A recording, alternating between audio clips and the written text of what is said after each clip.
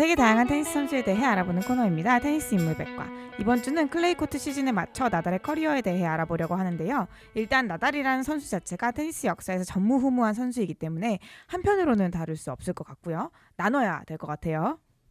그렇습니다. 일단 제가 나달의 커리어를 세 부분으로 나눠봤는데요. 나달의 탄생부터 2009년까지를 초기, 2010년부터 2016년까지를 중기, 2017년부터 2025년 현재까지를 후기로 나누어서 알아보려고 합니다. 오늘은 나달의 초창기 이야기, 그러니까 주니어 시절과 테니스 선수로서 성장 과정에 대해 이야기해 보도록 하겠습니다. 네, 그럼 본격적으로 알아보겠습니다. 라파엘 나달 파레라. 1986년 6월 3일 스페인 마요르카 섬의 마나코르에서 태어났습니다. 나달은 세바스티안 나달과 아나마리아 파레라 사이에서 태어났습니다. 그렇습니다. 일단 이름부터 멋지죠. 엄마 이름, 아빠 이름 동시에 네. 넣는 대단한 이름입니다. 나달에 못지않게 나달의 가족들이 일단 유명합니다. 아버지 세바스티안 나달은 나달 삼형제의 큰형입니다. 할아버지 때부터 하시던 가구 사업을 물려받아가지고 마요르카에서 섬에서 나는 나무로 사업을 시작을 했는데 상당히 이게 사업체가 크다고 합니다. 제가 듣기로는 마요르카 섬의 대부분의 가구가 여기 집에서 마요르카의 약간 뭐라고 해야 할까요? 아가방이랄까? 한샘 느낌? 한샘, 네. 그렇죠. 약간 그런 느낌이고 삼촌 미겔 앙헬 나달 프로축구 선수입니다. 네. 심지어 프로축구 선수이기도 하고 스페인 국가대표였어요. 음. 축구로요. FC 바르셀로나에서 대표팀 활약을 했습니다. 특히 중요한 인물 또 다른 삼촌 막내 삼촌이죠. 토니 나달. 토니는 마나코르 테니스 클럽의 코치였으면서 라파의 인생에서 가장 중요한 멘토가 되었습니다. 네, 나달의 이제 DNA가 여기서 보이는 것 같아요. 삼형제가 특히 우애가 깊었다고 해요. 형제끼리 이렇게 우애가 깊기도 어려운 일이지 않나요?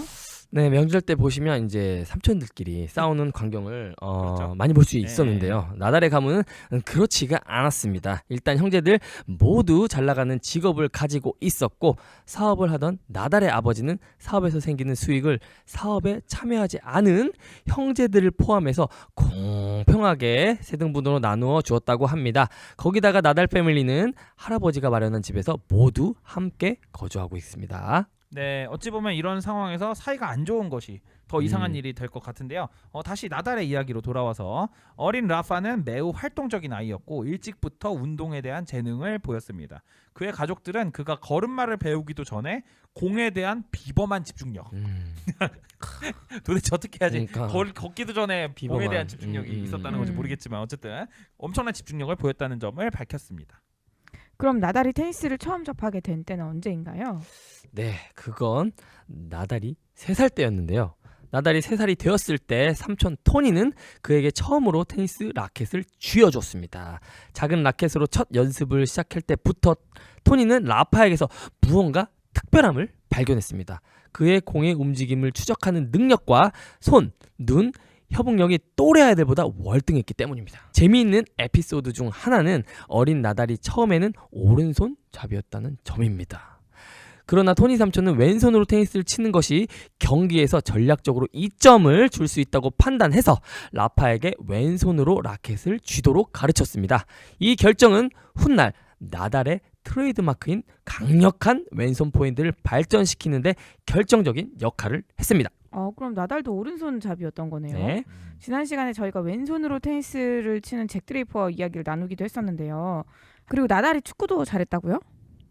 그렇습니다. 나달은 스페인 꼬마답게 축구에도 엄청난 관심이 있었는데요. 그것은 둘째 삼촌 덕분이기도 했습니다. 하필이면 어린 나달은 테니스와 함께 축구에도 탁월한 재능을 보이고 있었는데요. 그는 지역 유소년 축구팀에서 뛰었고 많은 사람들이 그가 삼촌 미겔처럼 프로 축구 선수가 될 것이라고 예상을 했습니다. 하지만 나달은 테니스를 조금 더 잘했나 봅니다. 6살 때 나달은 마요르카의 지역 테니스 대회에서 우승을 했는데요. 또래보다 훨씬 뛰어난 기술을 보여준 그는 이미 지역 테니스 커뮤니티에서 주목을 받기 시작을 했습니다. 7살 무렵 그는 바르셀로나 FC의 유소년 팀에서 훈련할 기회도 있었는데 그러나 테니스와 축구를 병행하는 것은 점점 어려워졌고 중요한 선택의 순간이 다가오고 있었습니다. 바르셀로나 FC 유소년 팀에 들어갈 기회를 잡는 것이 얼마나 대단한 일이냐면 축구의 신 리오넬 메시가 바르셀로나 유스에 들어가는 것이 12살이었거든요. 아마 나달이 이때 바르셀로나 유스에 들어갔으면 메시가 패스하고 나달이 골을 넣는 장면을 볼 수 있었을 것 같다는 생각도 듭니다. 진짜 재밌는 인연이네요. 네. 갑자기 그림으로 상상을 해보니까 아주 흥미로워요. 근데 나달은 축구 대신 테니스를 선택했나 보죠? 그렇습니다. 8살이 되었을 때 나달의 아버지는 나달에게 두 스포츠 중 하나를 선택해야 한다고 말했습니다. 공부도 해야 되는데 축구, 테니스 같이 해야 되니까 시간이 부족했기 때문인데요. 나달을 그대로 두면 정말 이도저도 아니게 될 것이 뻔했습니다.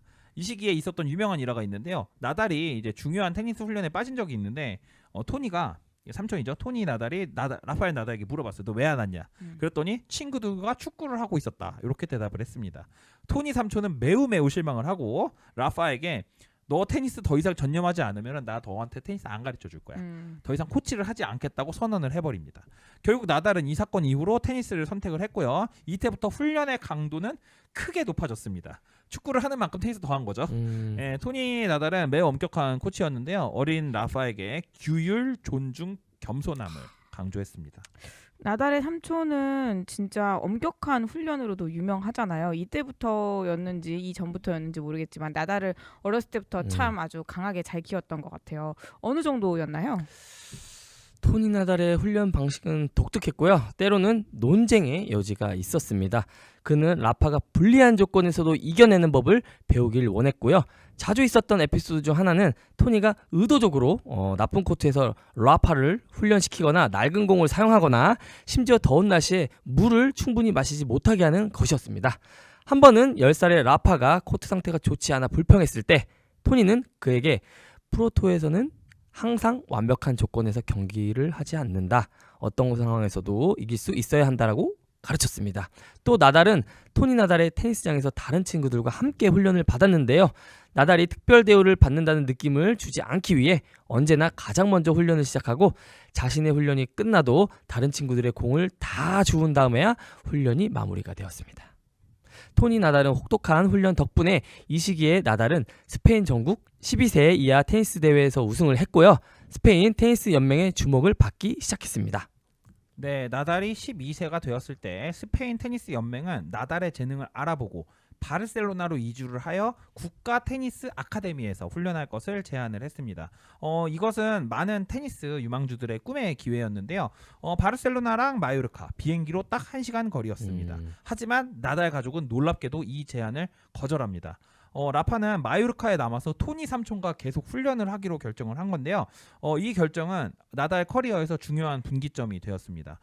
가족들은 라파의 정상적인 성장과 교육을 중요하게 생각을 했고 라파를 마요르카의 친숙한 환경에서 키우고 싶어 했습니다.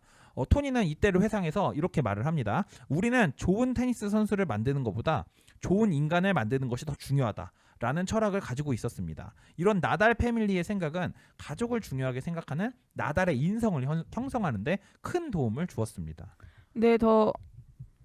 더 좋은 환경에서 훈련할 수 있는 기회를 스스로 마다하는 것이 쉽지 않은 결정이었을 텐데요. 그 뒤로 나달의 성적이 더 좋아졌다고요? 가족과 함께 하기로 결정한 나달은 그 뒤에 주니어 투어에서 좋은 성적을 거두기 시작했습니다. 12세부터 14세 사이에 나달은 스페인과 유럽의 주니어 대회에서 두각을 나타냈는데요. 13세에 그는 스페인 14세 이하 챔피언십에서 우승을 했으며 유럽 대회에서도 탁월한 성적을 거두었습니다. 주목할 만한 에피소드 중 하나는 13세 때 열린 한 대회에서 나달이 결승전에서 크게 앞서고 있었지만 상대 선수가 부상으로 고통받는 것을 보고 일부러 몇 포인트를 내주었다는 이야기입니다. 경기 후 토니 삼촌이 이에 대해 물었을 때 라파는 이기는 것보다 중요한 것이 있다고 대답했다고 합니다. 나달의 인성은 진짜 어릴 네네네. 때부터 훌륭했군요. 이런 인성이 승리하는 데는 그렇게 큰 도움이 되진 않았을 것 같은데요. 네, 제가 생각했을 때 나달이라는 선수는 기본적으로 상대방에 대한 존중과 배려가 깔려있는 사람 같습니다. 수단과 방법을 가리지 않고 이기려고 하는 테니스 대회에서 이런 모습을 보여준다는 사실이 정말 놀라운데 그래서 많은 선수들이 나달을 존경하는 것 같습니다. 하여튼 나달은 주니어 시절에 좋은 성적 거뒀기 때문에 14세 때 윈블던과 US 오픈 주니어 대회를 참가할 기회를 얻었지만 토니 삼촌은 역시 그가 클레이 대회에서 클레이 코트에서 더 많은 경험을 쌓아야 한다고 판단하면서 참가를 보류했습니다. 역시 나달은 이런 코치의 결정에 전적으로 동의를 했는데요. 놀라운 점은 나달의 부모님조차도 나달의 진로에 대해서는 토니 나달의 의견을 무조건적으로 따랐다는 것입니다. 나달이 테니스 선수로 성공할 수 있었는 데에는 이런 코치와 부모님의 돈독한 관계, 형제긴 하지만 어쩐 돈독한 관계도 한몫했다고 보고 이는 훗날 나달이 클레이 코트의 황제로 불리게 되는 기반이 되었습니다. 네, 그럼 이번에는 나달의 주니어 시절 대회에 대한 이야기를 한번 나눠볼까 하는데요. 주니어 시절 나달의 성적은 어땠죠? 일단 그 자잘한 대회는 스킵을 하고요. 하도 우승을 많이 하니까. 네. 일단 나달은 레프티 S라는 권위 있는 14세 이하 대회에서 우승을 하며 국제적인 주목을 받았습니다. 1982년부터 시작한 이 대회는 국내에서 잘 알려지지 않았지만 유럽권에서는 엄청난 대회입니다. 마이클 창, 마르티나 힌기스, 주스틴 애냉, 로저 페더러, 라파엘 나달, 노박 조코비치가 우승을 했고요. 같은 해 라파는 처음으로 ATP 포인트를 획득했습니다. 스페인에서 열린 퓨처스 대회에서 와일드카드로 참가해서 첫 프로 승리를 거두었습니다. 어린 나이에도 불구하고 성인 프로 선수들과 경쟁할 수 있는 체력과 정신력을 보여주었습니다. 15세 때 일어난 재밌는 에피소드는 나달이 참가한 주니어 대회에서 심판이 그의 나이를 의심했다는 것입니다. 그의 체력과 플레이 수준이 너무나 뛰어나다 보니까 실제보다 나이가 많다고 의심받았다는 것입니다. 나달 팀은 여건을 제시하여 그의 실제 나이를 증명해야 했습니다. 네, 그러니까 15세의 ITF 퓨처스 대회 성인을 상대로 승리를 거뒀다는 건데 네. 레딩님도 주니어 선수와 테니스를 쳐본 적이 있다고 하셨잖아요. 이게 얼마나 대단한 건지 설명을 좀 해주실까요? 저 같은 경우에는 13세 주니어 선수와 단식을 한번 쳤었는데 음. 일단 13세와 제가 이제 성인과의 그 보폭 차이가 매우 크기 때문에 제가 한 발 가면 그 친구는 세 발 가야 되고요. 그다음 키가 작기 때문에 서브도 강하게 넣지 못합니다. 물론 결과는 나달처럼 저도 졌습니다. 네, 과연 레딕이 이길 수 있을까? 네, 현재 지금 패를 거듭하고 있는데 네, 어쨌든 하여튼 나달은 15세의 나이로 2002년 4월 마요르크에서 열린 ATP 투어 대회 와일드카드로 참가하여 프로 데뷔를 했습니다. 그는 파라과이의 라몬 델가도를 상대로 첫 ATP 투어 승리를 거두며 앞으로 이 아이를 주목하라는 메시지를 테니스 세계에 전했습니다. 이 시기에 나달은 학교 공부와 프로 테니스 커리어를 병행하는 데 어려움을 겪었습니다. 그의 부모님, 특히 어머니는 교육의 중요성을 강조했고 라파는 원격 학습 프로그램을 통해 학업을 계속했습니다. 16세 때 주목할 만한 에피소드는 2003년 몬테카를로 마스터스에서 당시 세계 랭킹 1위였던 알베르트 코스타를 상대로 경기를 한 것입니다. 비록 패배는 했지만 그는 한 세트를 따내며 자신의 잠재력을 보여주었습니다. 네, 결국 15세의 ATP 포인트도 땄군요. 나달의 자서전을 보면 이 무렵 데이비스컵에도 출전을 했다고요?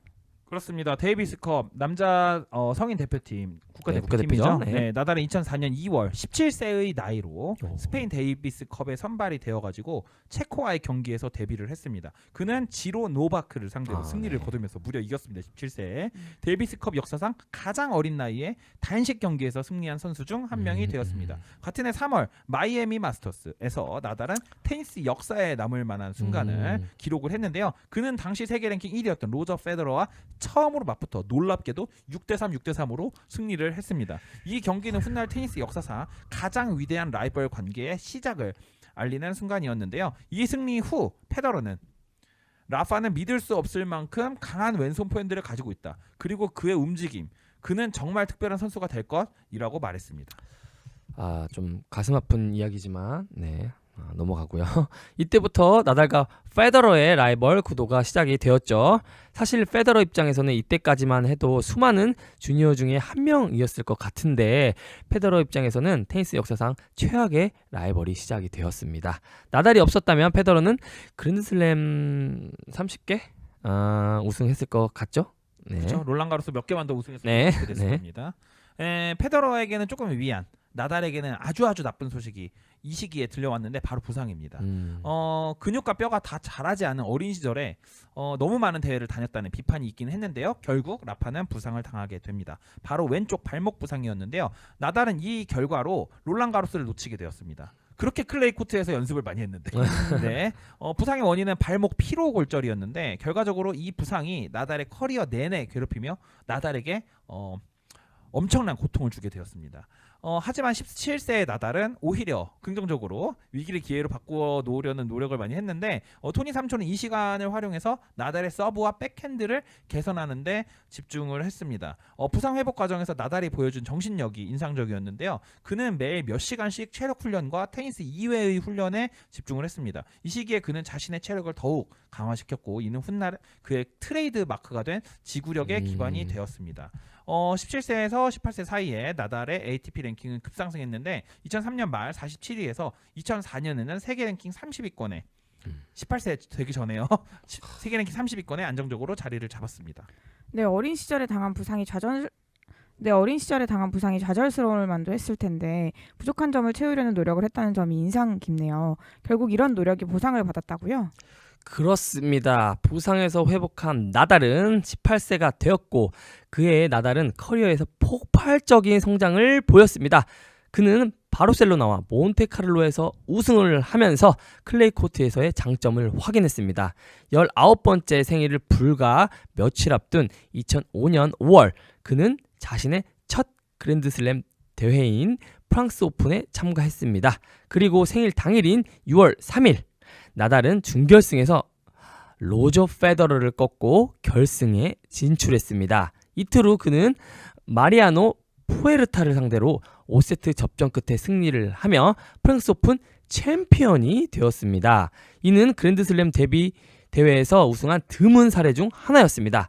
나달은 프랑스 오픈 역사상 가장 어린 우승자 중 한 명이 되었고 이는 훗날 클레이 코트의 황제로 불리게 될 그의 전설적인 커리어의 시작을 알렸습니다. 나달이 18세가 되자마자 롤랑가로스 우승을 했잖아요. 앞서 여기까지를 나달의 커리어 초반이라고 나눠줬는데 나달의 커리어 초반에 대해 간략하게 총평을 해준다면 어떻게 말을 할 수 있을까요? 네, 일단은 나달의 18세까지의 여정은 단순히 테니스 기술을 발전시킨 것을 넘어서 그의 인성과 경이로운 정신력을 형성한 중요한 시기였다고 볼 수가 있습니다. 인간 라파가 성장한 시간이라고 해야 될까요? 토니 삼촌의 엄격한 지도 아래 라파는 겸손함, 존중, 끈기 그리고 어떤 상황에서도 최선을 다하는 정신을 배웠습니다. 이게 바로 라파엘 나달의 정신이잖아요. 나달이 어린 시절부터 보여준 특징 중에 하나는 압박감 속에서도 침착함을 유지하는 능력이었는데요. 토니 삼촌은 의도적으로 어려운 상황을 만들어 라파가 정신적으로 강인함을 기르도록 했습니다. 약간 제가 요거를 알아보면서 박세리 아버지가 생각이 났습니다. 박세리가 이제 젊은 시절, 어린 시절에 훈련을 받으면서 밤에 공동묘지에 가서 티샷을 쳤다는 그런 전설적인 일화가 있잖아요. 이렇게 정신적으로 강해질 수 있었던 이유는 부모님 덕분이라는 생각이 드는데요. 그의 부모님은 테니스에서의 성공보다 인격 형성을 더 중요시했고 이것은 나달이 승리한 후에도 항상 겸손한 태도를 유지하는 이유가 되었습니다. 실제로 나달은 인터뷰에서 내가 좋은 테니스 선수가 된 것보다 좋은 사람이 되는 것이 더 중요하다 라고 여러 번 언급을 했습니다. 이러한 가치관과 훈련이 결합되어서 라파엘 나달은 단순한 테니스 선수를 넘어서 스포츠계의 롤모델이자 레전드로 성장을 할 수가 있었고요. 그의 어린 시절과 청소년기의 경험들은 훗날 14개의 프랑스 오픈 타이틀을 포함한 22개 그랜드슬램 우승이라는 놀라운 성취의 기반이 되었습니다. 네, 그렇군요. 오늘은 흑신 나달의 커리어 초반부에 대한 이야기를 나누어 보았는데요. 다음 인물백과 시간에는 나달의 전성기에 대해 알아보도록 하겠습니다. 나달에 대한 여러분들의 생각은 어떠신가요? 많은 댓글과 의견 남겨주세요. 오늘 더 테니스 인물백과는 여기서 마치겠습니다. 따단!